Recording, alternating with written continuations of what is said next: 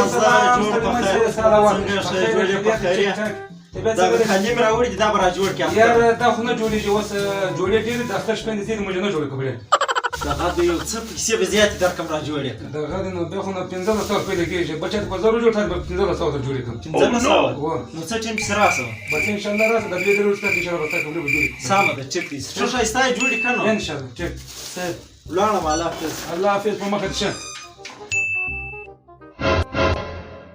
او نن ورځ د راځي اوس خدای ته کپړې ورکړه سید السلام علیکم استاد وعلیکم ماجد استاد مبارک څنګه په خیر هغه زما کپړې جوړې سوې و هغه د راځي د کپړې خو راوخ سید اجازه تاسو ته کپړې ځای تیار شولې وا دا ډېر شایسته جوړ کړی دي لږ شکر سره وکړه یا دغه د بالکل شنه کې اجازه ته د اختر شپې ولې بد بیا مستقیم جوړ کړي اوس پر 1500 دا اوس پر 1500 راکړه دا ورور دا په حساب کې دا څه وسوي دا 1200 دی اجازه بس په دغه 1200 گزاره وکړه دا به څنګه اجازه یا نه ده ناجایز وګوره او نو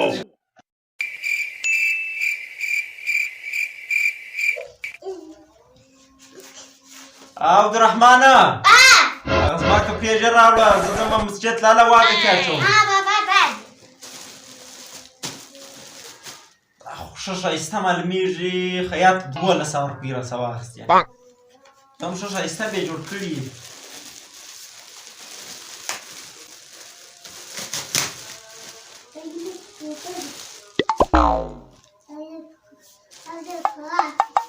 د دې پرتوک چیرې دی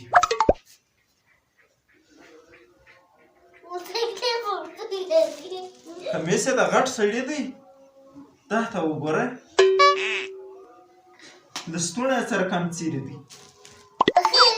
شنې هلک دی د 2 کلن کمیس یې د لوی سړي دا کې اچولی دی دا څنګه خیاط یاره یې لمځه کالي ورغلم نو خو بابا ته دا ټیم خبرې مه راسره کوه دا ټیم ځان تلواریان نو خانه وخت دونه کښنې جوړوي ځکه دا نو دا رقم دا خو به نو ما نه یې ورڅرلي دا اوس چشتي دا اوس چشتي چې دی ما له راخیستي دا اوس کالي دي زه یې نه اغوندم دا د اختر سهار دی اوس نو زه مسجد ته په چش کې ولاړ شم زه ځم په دا خیاط باندې عرض کوم ته دا کالي راکړه نو خیاط که چیرې پیدا کړه خیاط که نسم پیدا کوی ته خو راسره تا ته څو ورځې مخکې ما ویلي وه چې ته دا زما کالي خیاط ته وروړه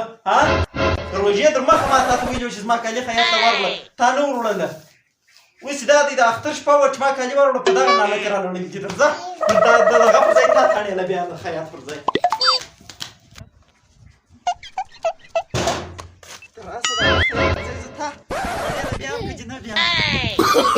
Oh, no.